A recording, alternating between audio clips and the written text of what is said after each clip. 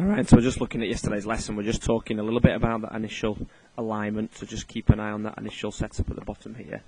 And then we're just talking a lot about this movement away from the golf ball. So when we look at yourself here from the front, as we wind yourself up to the top of the golf swing here, hell of a lot of movement away from that golf ball.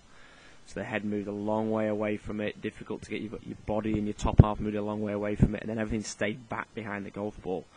So very easy just to pop that up into the air. So when we look at that from down the line there, very easy to get stuck inside here. So when we look at your initial planes and the path of the golf club here as it winds up to the top of the golf swing here and into that downswing, very easy to get stuck underneath there. So you see how your club head now is underneath that top, that initial plane line. We get stuck underneath and then push out and away here.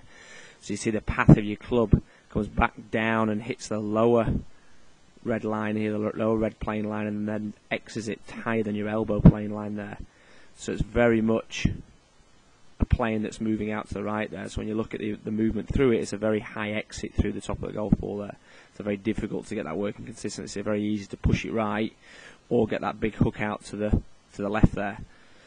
So we talked about how to sort it out really. So when we looked at ourselves, we talked a little bit about Martin Keimer here, just staying a little bit more centred over the top of the golf ball. So when we look at Keimer from the front here, as we wind him up to the top of the golf swing, just watch how centred he stayed over the top of the golf ball here.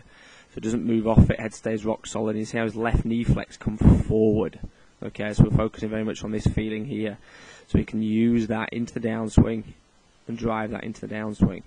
So if you look at yourself here a little bit later on, this is me focusing on just holding your head here. So as we wind up to the top of the swing here, watch the difference as we wind up there, how that left knee flex comes forward here rather than in.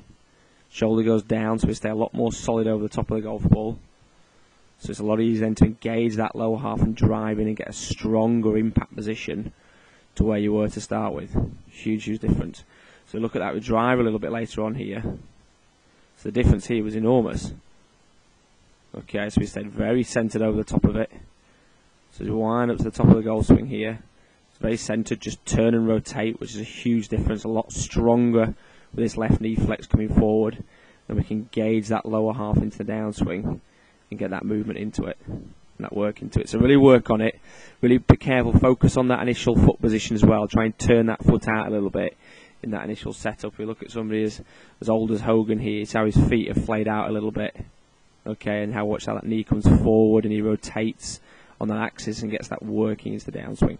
So keep working on it, mate, and we'll see you soon.